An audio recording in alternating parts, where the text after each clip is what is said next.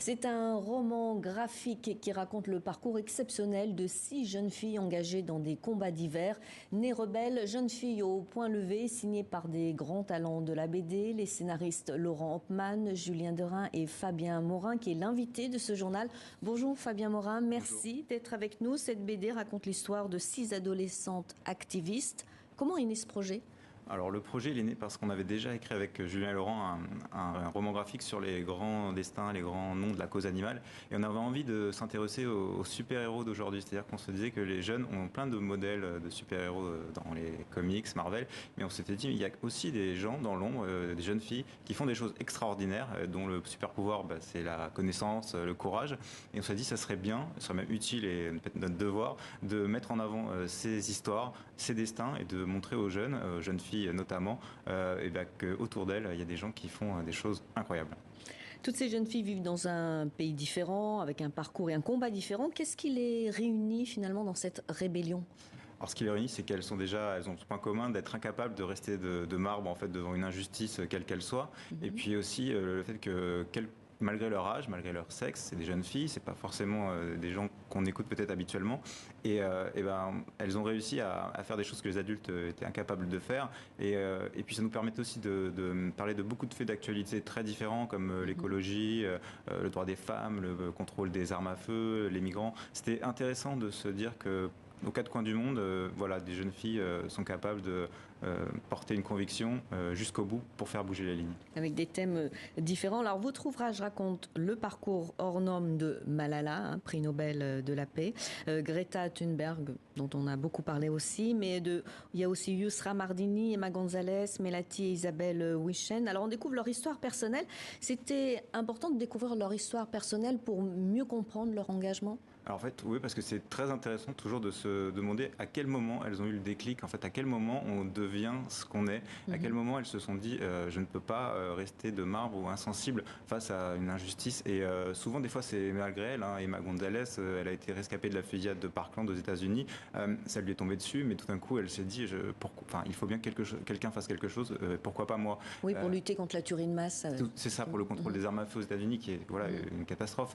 Et toutes ces jeunes filles, on se déclic, et c'est très intéressant de raconter ces parcours parce qu'il faut que les jeunes aient des modèles, il faut que les gens s'intéressent aussi à ces faits d'actualité, et puis peut-être que ça leur donne aussi envie de s'engager. Alors tout le monde n'aura pas un prix Nobel de la paix, mais chacun à son niveau peut faire des choses assez incroyables, et puis se tourner vers les autres. C'est ça qu'elles ont aussi en commun, ces jeunes filles, c'est qu'elles ne sont pas tournées vers elles, et qu'au contraire elles sont là juste pour faire avancer et puis aider son prochain, entre guillemets. Alors, elles ont un autre point commun, c'est le soutien de leur famille. Par exemple, Malala, son père, se bat aussi pour l'éducation des jeunes filles, l'accès à l'école. Est-ce un moteur important, indispensable, le soutien de la famille ? Alors, c'est hyper important, là on le voit dans les Greta différents Thunberg par exemple. Greta Thunberg, aussi, ses parents l'ont beaucoup accompagnée, et c'est ça le mot important, c'est-à-dire que c'est pas les parents qui vont forcer la main à un jeune ou une jeune fille de s'engager, de faire des choses, et c'est souvent à eux au contraire de se rendre compte que quand leur enfant exprime un désir de s'engager,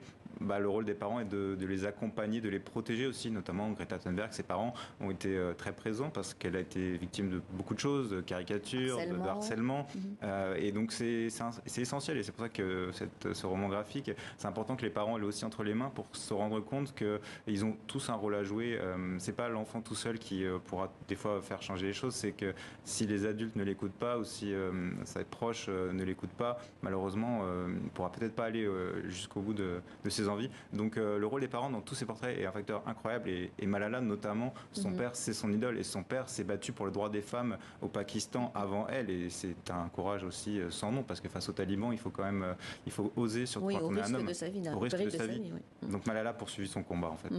Alors selon vous, la jeunesse est le meilleur porte-drapeau d'une cause, on les écoute plus parce qu'elles sont jeunes ? On les écoute plus parce qu'aussi ils peuvent se permettre de dire des choses que les adultes ne peuvent pas. On va les écouter peut-être, notamment on pense à Greta Thunberg qui fait des discours assez forts. Qui est le plaidoyer devant l'ONU était très fort. Voilà, c'est presque de la provocation, mais ça fait bouger les gens, ça fait réagir. Alors qu'un adulte, se tiendrait le même discours, on l'écouterait peut-être pas forcément. Et puis c'est important de se dire aussi que la jeunesse, oui, c'est l'avenir du monde, c'est presque cliché de le dire, mais il faut quand même le rappeler. Et les deux sœurs Wishen en Indonésie le disent, les jeunes d'aujourd'hui. battent contre la pollution plastique. C'est ça, elles ont réussi à faire des choses incroyables sur leur île. Elles disent aujourd'hui, les jeunes, c'est 25% du monde, mais c'est 100% de l'avenir. Et je crois que c'est ça le message important, c'est que le monde, il appartient à la jeunesse, et c'est la jeunesse qui peut construire son monde de demain.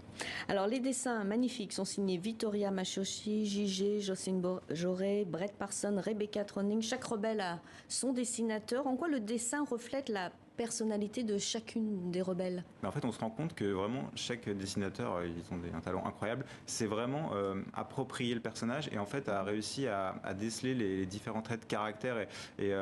Par exemple, Emma Gonzalez aux États-Unis, Brett Parson retranscrit presque ce côté un peu comics qui est très américain, mais qui du coup donne une force au visage, au caractère d'Emma Gonzalez, et ça fait ressortir toute son émotion, toute sa sensibilité. Ou par exemple, oui, le portrait des sœurs Isabelle et Melati, on reconnaît la douce, c'est des traits très doux, et ça rend hommage à leur île, l'Indonésie, qu'elles veulent protéger, et on se rend compte pourquoi elles ont envie justement de protéger ce paradis perdu qui est en train de se détériorer à cause du plastique. Donc en fait, vraiment, même quand on voit JG, quand on voit la couve qu'il a faite pour Né Rebelle, elle impacte, on ne peut pas rester insensible face à le regard d'une jeune fille comme ça qui veut transcender les choses, qui veut changer le monde. Merci beaucoup pour cet entretien, Fabien Morin. Je rappelle que vous êtes l'un des scénaristes de cette très belle BD, Né Rebelle, jeune fille au point levé.